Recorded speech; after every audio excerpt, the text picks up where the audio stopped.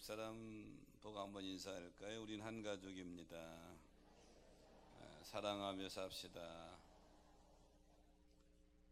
오늘 찬양대 정말 은혜 받았어요. 가슴이 찡했어요. 감사해요. 옛날 헬라 시대에, 그리스 헬라 시대에 큰 부잣집이 있는데 이분에게는 애아들이 있습니다. 이 애아들 입장에서는 금수저로 태어난 거죠, 지금 말로 말하면. 그런데 조금 지혜가 부족합니다. 그래도 애아들이니까 이 부자 영감이 세상을 떠날 때 모든 재산을 그 아들에게 다 상속했습니다. 근데 이 아들에게는 아주 친한 친구가 있는데 똑똑합니다. 말도 잘합니다. 그런데 하나 흠이라고 그러면 아주 집안이 너무 가난합니다. 세월이 흘러 어느 정도 되는데 이 가난한 친구가 부자인 자기 친구에게 찾아와서, 여보게, 자네는 이거를 재산을 다 어떻게 잘 돌볼 그런 여력도 없지 않나? 하나 둘도 없는 친구인데 나한테 다 맡기게, 내가 다 자네 신경 안 쓰도록 전부 재산을 관리하고 불려주겠네. 그렇게 유혹합니다. 그러니까 정말로 친한 친구니까 그게 좋겠다고 생각을 해서 재산을 다 친구에게 마음대로 관리하라고 주었습니다. 친구는 그 재산을 전부 자기 이름으로 돌려놨어요. 그 작업이 다 끝난 다음에 친구에게 집에서 나가라고 그럽니다. 이 집도 내 거고 이 땅도 내 거고 다 내 거니까 나가라. 억울하지요. 그래서 법정에 고소했습니다. 법정에서도 저 서류 증거로 보면 다 이 빼앗은 친구 거란 말이에요. 그런데 그 당시 헬라 법정에서 마지막 판결을 내리기 전에 꼭 하는 질문이 있습니다. 그 질문이 뭐냐면, 너에게 보혜사가 있느냐 하는 질문입니다. 만약 보혜사가 있으면 그 사람을 너희 보혜사로 인정하라. 지금으로 말하면 보혜사 변호사지요. 근데 그 동네에서 아주 존경받는 훌륭한 사람이 있습니다. 이 모습을 다 지켜봤지요. 지금 부잣집 아들이 억울하게 당하고 있는 것입니다.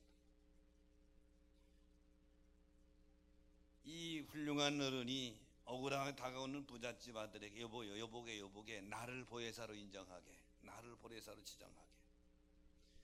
보혜사로 지정해 주지 않으면 변론할 수가 없는 것이죠.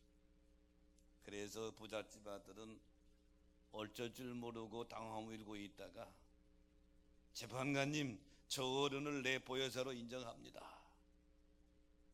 그래서 그 어른이 법정에서 보혜사로서 진술하게 됩니다. 재판장님, 제가 이 동네에 오래오래 살아서 너무 잘 압니다. 이 부잣집 아들도 알고요, 저 젊은 친구도 압니다. 이 재산은 몽땅 저 부잣집 아들 겁니다.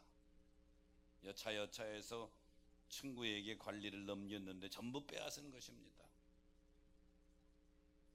진실이 밝혀졌고 부잣집 아들은 모든 재산을 돌려받고 그 친구는 감옥에 갔다, 이런 이야기인데요.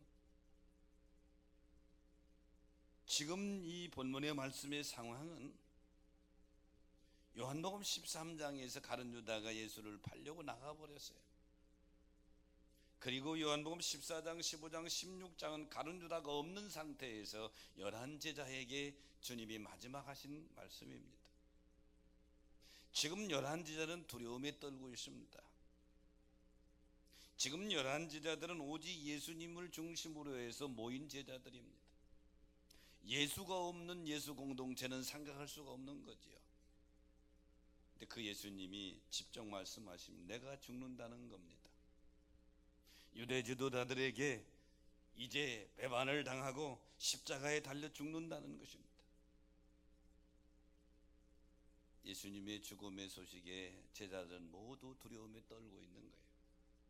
이때 주님이 내가 가면 너희들 혼자 두는 것이 아니라 내 아버지께 구해서 다른 보혜사를 너희에게 보내주고 너희와 함께 영원히 있게 하리라, 이러면서 두려움에 떨고 있는 제자들에게 보혜사를 언급하십니다. 저는 오늘 본문의 말씀을 가지고 성령님이 하시는 일, 이런 제목을 잡았는데요. 보혜사 성령님이 하시는 일은 어떤 일을 하시느냐? 첫째는 성도들과 함께 하십니다.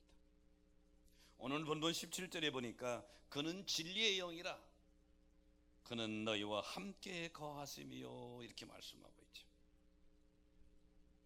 17절 앞에 보면 너희는 그를 아나니, 이렇게 말씀하고 있습니다. 즉 하나님은 태초부터 우리와 함께 계시고 우리를 떠나지 않으십니다. 지금 예수님께서 제자들에게, 두려움에 떨는 제자들에게 너희를 내가 떠나가지만 하나님이 너희에게 다른 보혜사 성령님을 보내주소서 너희와 함께 동행해 가실 것이다.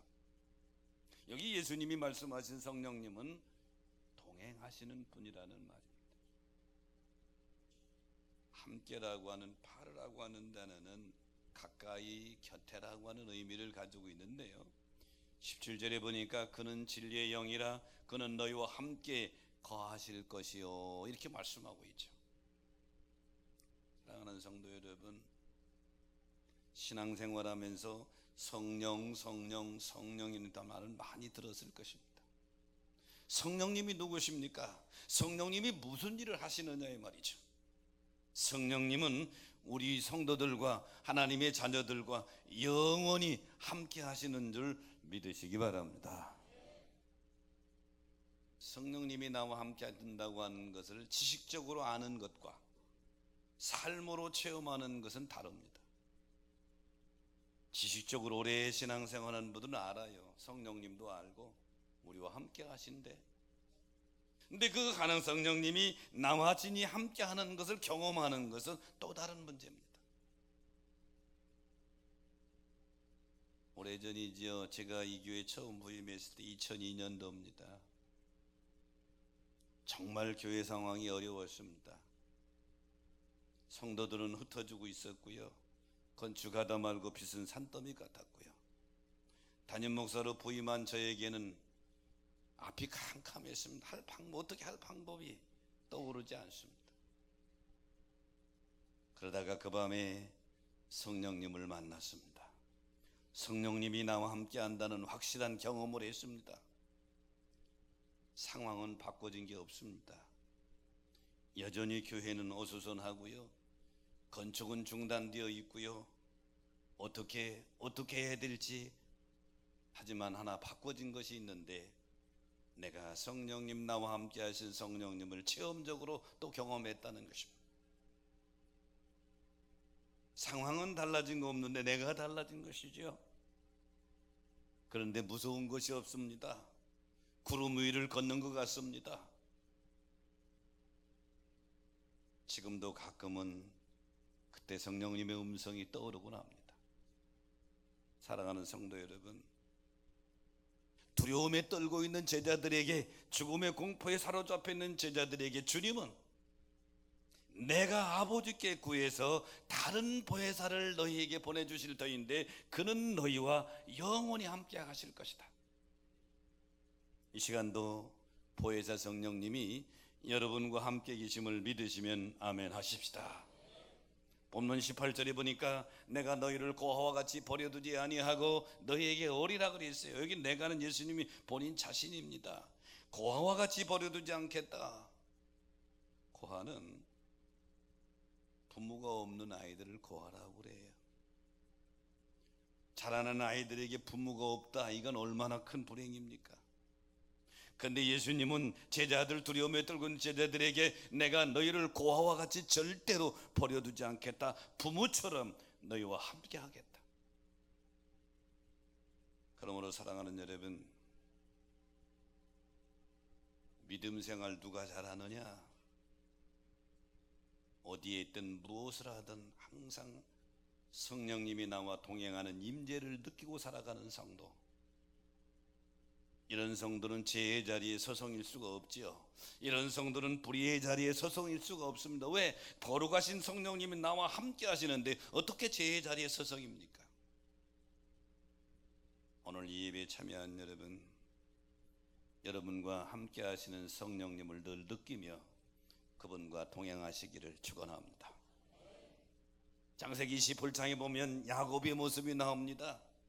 욕심이 있어서 형 에서에게 갈 장자의 축복권을 자기가 아버지 이삭을 속여서 축복 기도를 받았습니다. 형 에서가 화가 났지요. 동생 야곱을 죽이려고 칼을 갑니다. 야곱이 개나리 보침 하나 두고 주랭랑을 쳐 도망자의 신세가 됩니다. 광야 노수 땅 광야에서 두려움에 밤잠 못 이루고 뒤척이고 있을 때 하나님은 야곱을 만나주십니다. 창세기 28장 15절에 보니까 내가 너와 함께 있어 내가 어디로 가든지 너를 지키며 너를 이끌어 이 땅에 돌아오게 할지라. 내가 내게 허락한 것을 다 이루기까지 너를 떠나지 아니하시리라. 두려움에 가득 차고 잠 못 이룬 야곱에게 주님은 만나 약속하시는 거예요. 야곱아, 어디로 가든지 너와 동행하며 보호하며 다시 이 땅으로 돌아오게 하리라. 이 당시 야곱이 가지고 있는 신과는 지역 개념이었습니다. 그 당시 사람들이 가지고 있는 신과는 지역마다 다스리는 신이 따로 있다고 생각을 했어요. 예를 들면 인천을 다스리는 신이 있고 서울을 다스리는 신이 있고 대전을 다스리는 신이 있는데, 야곱은 아버지 이삭이 섬기는 여호와 하나님은 아버지 집에만 계신 줄 알았어요. 광야에 자기 혼자 있는 줄 알았어요. 야곱이 이렇게 고백하죠. 아, 내가 알았도다. 하나님이 여기도 나와 함께 계시는데 내가 그걸 몰랐구나. 그리고 거기서 돌베개에 있던 돌을 세워 기름을 붓고 하나님과 약속하잖아요. 사랑하는 성도 여러분, 여러분이 어디에 있든 무엇을 하든 보혜사 성령님은 항상 여러분 곁에서 동행하시는 줄 믿으시기 바랍니다. 지금 이 시간 예배드리는 시간도 마찬가지예요. 여러분 혼자 예배드리는 것이 아니라 성령님 같이 오소서요. 우리 마음속에 내 마음을 주장하시고 내 마음을 열고 내가 하나님 말씀을 들을 때 깨닫도록 역사하시는 분이 성령님이시다. 그러므로 사랑하는 여러분, 여러분과 함께 하시는 성령님을 느끼시기를, 경험하시기를 주의 이름으로 축원합니다. 옛날 프랑스 샤르 황제가 고민이 하나 생겼습니다. 천하를 호령하면서 살아가는데 이런 의구심이 생겼어요. 이 세상에서 제일 행복한 사람은 누구일까? 어떤 사람일까? 그래서 당대 유명한 시인, 명성이 높은 따소라는 시인을 불러서 물었습니다. 여보게, 한 가지 고민이 있는데 이 세상에서 가장 행복한 사람이 누구라고 생각하는가? 따소가 이렇게 말하면 그거야 당연히 하나님이시죠. 야, 이 사람아, 내가 하나님을 물은 것이 아니라 사람 말일세. 그랬더니 따소가 이렇게 말합니다. 그거야 뻔하지 않습니까? 가장 행복한 하나님과 가장 가까운 사람입니다. 하루 24시간 1년 365일 그리고 태어나서 죽을 때까지 그 하나님과 동행하는 사람이 가장 행복한 사람이 아니겠습니까? 이때 샤르 황제가 무릎을 탁 치면서 맞아 나 이제부터 평생 동안 하나님과 동행할 거야, 이렇게 결단했다는데 세상에서 누구를 만나고 무엇을 먹고 어디를 가도 행복하기란 그리 쉽지 않습니다. 시인 따소의 말대로 가장 행복하신 하나님과 동행하는 사람이 행복한 사람인 줄로 믿습니다. 오늘 가장 행복하신 성령님과 동행함으로 그 가장 행복한 삶을 살아가는 거룩한 성도들 되시기를 주의 이름으로 축복합니다. 성령님이 하시는 일 두 번째는 하나님 말씀을 가르치십니다. 오늘 본문 17절에 보니까 그는 진리의 영이라. 성령님은 진리의 영입니다. 진리가 뭡니까? 하나님의 말씀입니다. 성령님이 임재하시면 진리의 말씀이 하나님 말씀을 깨닫게 하시고 가르치시고 결단하게 하신다. 요한복음 14장 26절에 보니까 보혜사 곧 아버지께서 내 이름으로 보내실 성령 그가 너희에게 모든 것을 가르치시고 내가 너희에게 말한 모든 것을 생각나게 하시리라 그랬어요. 이 시간 수백 명이 모여서 같이 예배를 드리지만 은혜는 다릅니다. 왜 그런 줄 아십니까? 깨닫게 하시는 성령님, 가르치시는 성령님 역사가 다르기 때문에. 예배 자리에 나올 때 우리는 어떻게 기도해야 되는 줄 압니까? 하나님, 한 주간도 살아가는 동안에 우리가 바르게 살려고 했지만 나도 연약해서 인비비해서 주저주저하고 흔들릴 때가 있었잖아요. 그런 부분이 생각나는 거 회개하고, 그리고 반드시 기도해야 될 게 성령님 예배에 말씀 들을 때에 깨닫게 하여 주옵소서, 말씀 들을 때에 내 마음의 음성으로 들려지게 하여 주옵소서 하고 마음문을 활짝 열면 여러분 안에 거하시는 성령님이 하나님 말씀이 선포될 때에 깨닫게 해주실 줄로 믿습니다. 가르쳐 주실 줄로 믿습니다. 그분이 우리를 결단하게 한다 이 말이죠. 그래서 같은 장소에서 같이 예배를 드려도 은혜는 각각 다른 것입니다. 누가복음 24장에 보면 예수님이 제자 중에 두 사람이 아주 실망해서 엠마오로 내려가고 있습니다. 두 제자는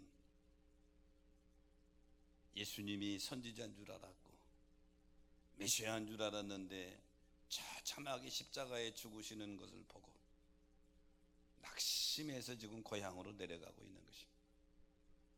부활하신 주님이 엠마오로 내려가는 두 제자와 함께 동행하는데도 알지 못합니다. 깨달은 후에 이들이 이렇게 고백하죠. 24장 32절에 보니까 그들이 서로 말하되 길에서 우리에게 말씀하시고 우리에게 성경을 풀어주실 때에 우리 속에서 마음이 뜨겁지 않더냐. 깨달은 이후에 그때서 그 고백을 하는 것입니다. 성령님은 이 누가복음 24장에 나오는 엠마오에 내려간 두 제자에게 역사하는 것이 아니고 이 시간에도 하나님의 말씀을 들을 때에 깨닫도록 역사하시는 줄 믿으시기 바랍니다. 이것을 바로 레마의 말씀이라고 하는 것이죠. 성령님이 어디 계신가? 요한복음 3장 16절에 보니까 너희가 하나님의 성전인 것과 하나님의 성령이 너희 안에 거하시는 것을 알지 뭐. 이 거한다, 이 겨울아온 이 거한다고 하는 단어는 집을 짓고 우리 안에 사신다. 성령님 왔다가 도망가시고 그런 건 성령님 우리 안에 거하셔서 내가 의의 길 말씀의 길 진리 안에 살 때 기뻐하시고 내가 죄의 자리에 빠져 있을 때 슬퍼하시면서 근심하시는 분이 성령님이시란 말이죠. 그러므로 사랑하는 여러분, 성도의 삶 속에 내 안에 거하시는 성령님의 역사에 민감해야 되는 것입니다. 그분의 음성을 들을 줄 알아야 되고 성령님이 걱정하시는 그 소리를 들을 줄 알아야 되고 성령님이 기뻐하시는 모습을 들을 줄 알아야 믿음의 길을 잘 걸을 수 있는 것이죠. 어느 시골 초등학교에 선생님이 처음 부임했습니다. 시골이 초등학교니까 한 분밖에 안 계신 어머님을 모시고 같이 이사를 갔어요. 하루는 학교에 가다가 시골이니까 옛날 냇가에 돌다리를 건너가다가 돌 하나가 잘못 내서 백 넘어져서 빠져버렸습니다. 옷이 다 젖었죠. 집으로 다시 돌아와요. 옷을 갈아입고 가려고요. 어머니가 너 어찌 다시 왔냐? 어머니, 돌다리에 건너가 물에 빠져서 옷이 다 젖었어요. 물에 빠져 옷 젖었구나. 갈아입고 와야 되겠구나. 근데 어머니가 이렇게 말합니다. 그런데 너 그 돌은 바로 잘 놓고 왔느냐? 선생님 미처 생각을 못한 거예요. 옷만 갈아입을 생각을 했지. 아니요. 어머니가 호통을 칩니다. 그러고도 네가 선생님이냐? 그 돌에 또 네가 가르치는 학생들이 그 돌을 밟고 넘어져 빠질 텐데 그 돌부터 바로 하고 해야지. 빨리 가서 돌을 바로 놓고 놔. 그리고 옷을 갈아입어라. 야단을 맞고 다시 가서 돌에 잘 놓고 돌아왔어요. 그리고 이 선생님은 평생 그 어머니 말씀을 평생 가르치는 선생으로서 교훈을 삼았다는 거예요. 돌을 바로 놓고 왔느냐? 돌을 바로 놓고 왔느냐? 성령님이 누구신 줄 알아요? 이 어머니의 음성과 같아요. 우리가 제 길을 서성일 때, 우리가 방황할 때 우리에게 말씀하시고 때로는 야단치시고 때로는 위로하시고 때로는 격려하시는 그분이 바로 성령님이신 줄로 믿습니다. 베드로 사도가 사도행전 2장에 보면 설교를 합니다. 그래서 2장에 유대인들을 놓고 설교를 하는데 설교 내용은 예수가 메시아라는 거예요. 베드로 사도행전 2장을 쭉 읽어가면 어떻게 저들이 이 말을 듣고 마음에 찔려 베드로의 설교를 듣고 마음에 찔린 거예요. 사도행전 7장에 봐도 스데반이 집사가 설교합니다. 설교 내용은 2장과 똑같아요. 역사도 똑같습니다. 마음이 찔렸다고 하는 건 똑같아요. 여러분, 신앙생활할 때 가끔은 성도들이 오해하는 것이 있어요. 설교를 듣고 기쁘고 웃고 즐거우면 은혜 받았다. 그건 죽고 기쁘고 즐거운 것이지 은혜 받은 게 아니에요. 은혜 받은 것은 성령님이 역사해서 우리 마음을 꽉 찔려서 우리를 깨닫게 하고 돌이키게 하고 고치게 하는 게 은혜 받는 건 줄 믿으시기 바랍니다. 즐거운 게 은혜 받은 게 아니에요. 웃는 게 은혜 받은 게 아니라 이 말이에요. 성령님이 우리를 깨닫게, 하나님 말씀을 깨닫게 해서 우리 마음을 찌르고 깨달을 때 이게 은혜 받는 거예요. 성령님이 하시는 일은 뭐냐? 그래서 두 번째, 하나님 말씀을 가지고 우리를 가르치시고 깨닫게 하시고 결단하신 분이시다. 이 성령님이 여러분과 영원토록 함께 하시기를 축원합니다. 성령님이 하시는 일 세 번째는 성도들을 도우십니다. 오늘 본문 16절에 보니까 내가 아버지께 구하겠으니 그가 또 다른 보혜사를 너에게 주사 영원토록 너희와 함께 있게 했다. 여기 보혜사라고 하는 말은 보호하시고 은혜를 주시고 가르치시는 분이란 뜻이에요. 이 파라클레토스라고 하는 보혜사는 돕기 위해서 부르심을 받은 자. 신약에서 이 단어는 그리스도와 성령을 가리킬 때 파라클레토스 보혜사라는 단어를 썼습니다. 돕는 자, 위로하는 자, 중재자 이런 의미죠. 바울이 로마교회에 편지할 때에 이런 표현을 씁니다. 로마서 8장 26절에 보면 이와 같이 성령도 우리의 연약함을 도우시나니 우리가 마땅히 기도할 바를 알지 못하나 오직 성령이 말할 수 없는 탄식으로 우리를 위해 친히 간구하시느니라 그랬어요.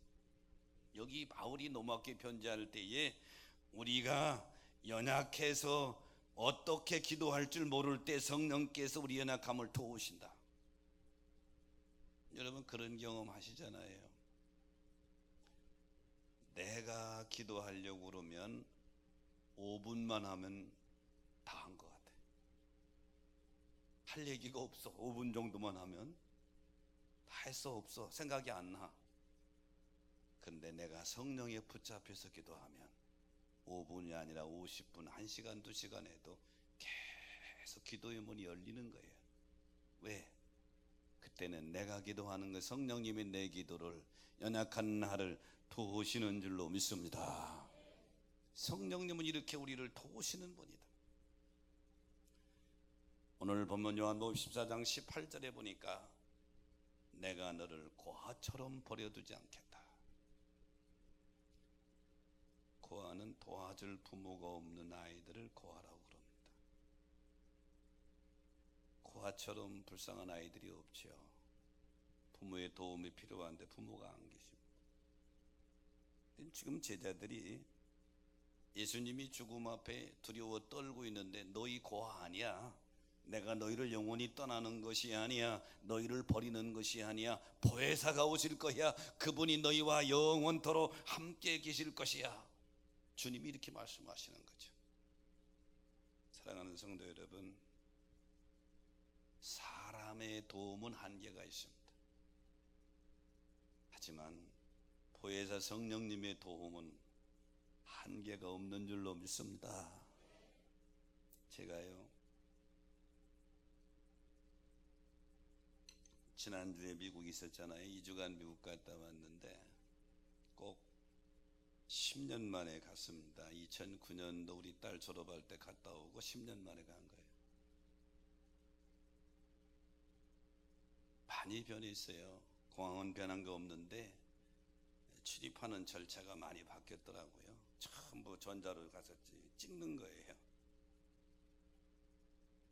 그래도 저는 해외를 많이 다니니까 이미그레이션 할 때 뭐 요령을 다 알고 있잖아요. 그러니까 미국은 가족 단위로 이렇게 이미그레이션 합니다.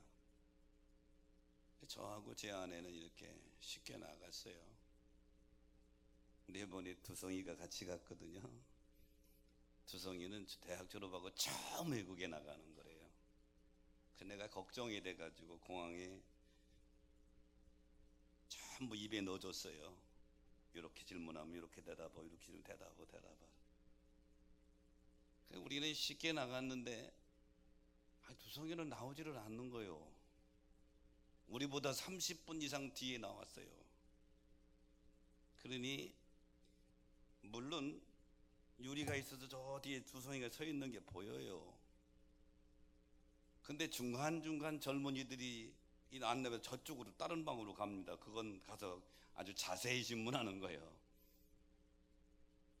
그러니까 제 아내가 막 겁이 벌컥 난 거예요. 금방 젊은이 둘이 저쪽으로 갔다는 거예요. 그래서 갔다는 거예요. 경찰이 데려. 두성이 어떻게 하느냐. 그냥 두 경험이야. 같이 데리고 나올 수는 없거든요. 가족이 아니니까. 어차피 따로 나와야 되는 건데 경험이야. 10분 지나 20분 지나 30분 지나 계속 안 나오니까 사모님이 울어. 그리고 애매한 게 나만 야단치는 거야. 그냥 두고 또 경험이야. 지금 걱정되거든. 저기 앉아 기도해. 막 앉아서 눈물이 글썽글썽 기도하더라고. 나는 이렇게 보도 지켜보는데 과정을 다 알으니까. 미국은 젊은이들에 대해서 이미그레이션 까다로워요. 불법 체류할까봐. 그래도 대한민국 여권이라고 하는 것은 이게 대단한 가치가 있거든요. 함부로 못 하거든요. 그냥 또 잘 나올 거야. 그런데 두성이가 이미그레이션 앞에 탁 섰어요. 저기서 보이죠? 내가 탁 섰어. 내가 도와줄 수는 없어요. 도와주는 건 기도하는 것 뿐이지. 그런데 금방 도장 툭 찍고 나가라고 그래. 금방 나왔어요. 나온 너 보고 야 어떻게 이렇게 일찍 나왔냐? 2가지밖에 안 묻더래요. 이미그레이션 하는 그 담당자가 30-40분 계속 하니까 얼마나 지루해. 앞에 학생들이 쭉 하니까 두성이 보더니 지루하니까 누가 나가라 그러더래. 여러분 내가 이 모습 이미그레이션 하면서 내가 뭘 느꼈는 줄 알아요? 훗날 우리가 천국 문 앞에 섰을 때, 천국 들어가면 거기도 이미그레이션 같은 거 있을까? 섰을 때 그때 도와주실 분은 사람이 아니라 성령님이신 줄로 믿습니다. 우리 주님인 줄로 믿습니다. 성령님이 하시는 일 세 번째는 성도들을 도와주신다. 믿으시면 아멘. 아프리카 카렌족을 대상으로 선교했던 유명한 선교사가 마이어즈입니다. 성경을 카렌족 언어로 번역을 하는데 성령을 어떻게 어떤 단어로 번역해야 될지 고민이 생긴 거예요. 지금 우리는 오랜 성경 번역된 가지고 있습니까? 성경이 가지고 있지만 처음 그나 그 민족의 언어로 번역하니까 마이어즈 선교사가 고민이 생겨서 원주민 지도자를 불러놓고 설명을 했습니다.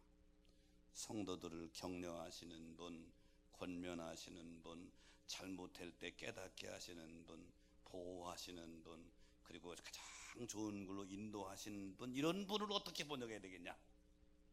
그때 원주민 지도자가 그렇게 말하면 그거 쉬워요. 우리 옆에 구부리는 이로 번역하면 돼요. 그러니까 우리 옆에 구부리는 이, 아니 성령을 우리 옆에 구부리는 이로 번역하려고 보니까 마이어선 교사가 이게 마음 맞질 않아. 이거 하나님 영인 성령을 그렇게, 그랬더니 원주민 선교사가, 원주민 대표 지도자가 설명하는 겁니다. 우리 옆에 구부리는 이는 어떤 사람인가 하면, 우리 아프리카 부족들이 이동하면서 장사하는 짐꾼들이 있는데, 한 번 이동할 때 혼자 이동하는 것이라 수십 명씩 이동하는데 보통 2, 3개월 동안 이동하며 장사합니다. 근데 그 중에 가끔은 한두 사람씩 이질이나 학질에 걸려서 움직일 수 없는 사람이 생깁니다. 그러면 그 한 사람 때문에 수십 명이 멈춰 있을 수 없어 버려두고 갑니다. 그러면 그 사람은 다 보통 들짐승의 밥이 되어 죽지요. 그런데 지나가던 좋은 사람을 만나면 그를 불쌍히 여기서 돌봐주고 동네까지 데려다주고 그를 지켜주고 치료해주는 경우가 가끔 있습니다. 이런 사람을 가리켜 우리는 우리 옆에 구부리시는 이라고 합니다. 그래서 그때 마이어선 교사가 맞다. 그래서 성령을, 카렌족에게 성령을 우리 옆에 구부리시는 이로 번역했다는 얘기입니다. 성령님이 누구십니까?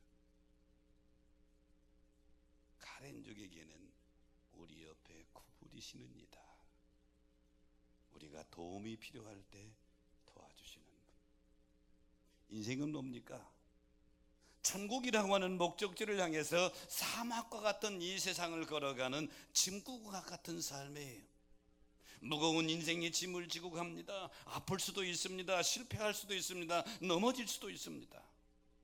이때 다 나를 버린다 할지라도 내 곁에서 구부리셔서 나를 붙들어 주시고 나를 일으켜 주시고 나를 치료해 주시고 나에게 용기를 주시는 분, 이분이 성령님이신 줄로 믿습니다.